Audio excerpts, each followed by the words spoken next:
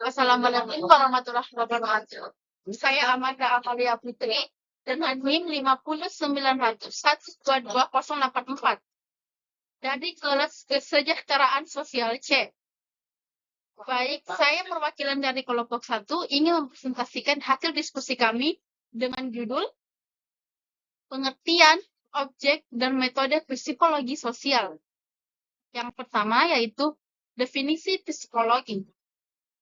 Menurut Baron dan Bainer mengemukakan bahwa psikologi sosial adalah cabang psikologi yang berupaya untuk memahami dan menjelaskan cara berpikir, berperasaan, dan berperilaku individu yang dipengaruhi oleh kehadiran orang lain. Psikologi sosial adalah cabang ilmu psikologi yang memfokuskan pada bagaimana individu berinteraksi dengan orang lain dan dipengaruhi oleh lingkungan sosial di sekitarnya.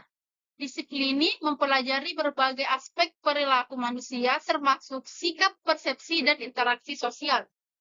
Baik, selanjutnya yaitu objek psikososial. Yang pertama yaitu pengaruh sosial.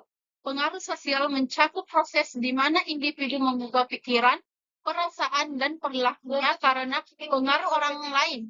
Ini dapat berupa kepatuhan, konformitas, dan peniruan. Yang kedua yaitu proses kelompok. Proses kelompok mengacu pada interaksi individu dalam kelompok dan bagaimana dinamika kelompok mempengaruhi perilaku individu termasuk pengambilan keputusan dan kepemimpinan. Berikutnya yaitu kognisi sosial. Kognisi sosial berfokus pada cara individu berpikir dan memahami diri sendiri serta orang lain. Ini meliputi pembentukan kesan atribusi, prasangka, dan stereotipe. Berikutnya yaitu sikap dan perilaku. Sikap adalah keyakinan dan perasaan individu tentang objek atau orang tertentu, sedangkan perilaku adalah tindakan yang diambil berdasarkan sikap tersebut.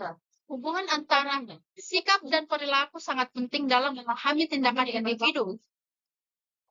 Yang selanjutnya yaitu identitas sosial. Identitas sosial mencakup bagaimana individu mendefinisikan diri mereka dalam konteks kelompok sosial yang lebih besar, serta dampaknya terhadap interaksi antar kelompok. Selanjutnya yaitu perilaku prososial dan agresi.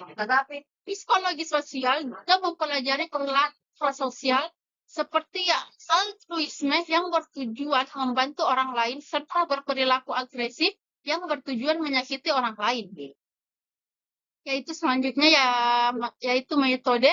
Menurut Watson dan Geiger, metode yang bersifat filosofis memiliki kecenderungan untuk menggunakan spekulasi, rasio, dan logika untuk mengungkapkan hal-hal yang fundamental dan esensial sehingga kita dapat membuat generalisasi yang universal.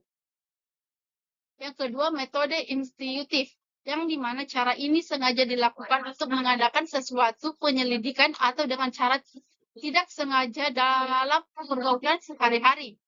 Yang ketiga yaitu metode kontemplatif, yaitu metode ini dilaksanakan dengan cara merenungkan kontemplasi terhadap objek yang diselingi dengan menggunakan kemampuan berpikir yang optimis.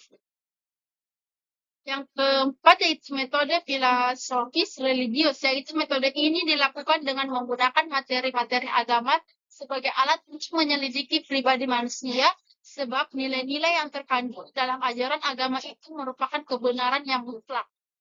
Yang terakhir yaitu metode yang bersifat empiris. Seperti namanya, yakni empiris, maka metode ini mengharuskan kita untuk mendapatkan berbagai bukti dan data berupa nyata yang dapat diteliti sehingga dapat menghasilkan kesimpulan yang valid.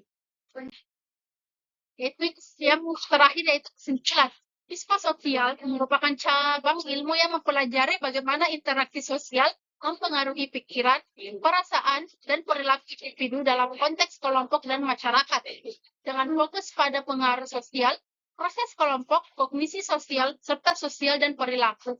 Psikologi sosial membantu kita memahami dinamika hubungan antara individu dan bagaimana faktor-faktor sosial dapat membentuk identitas serta perilaku kita.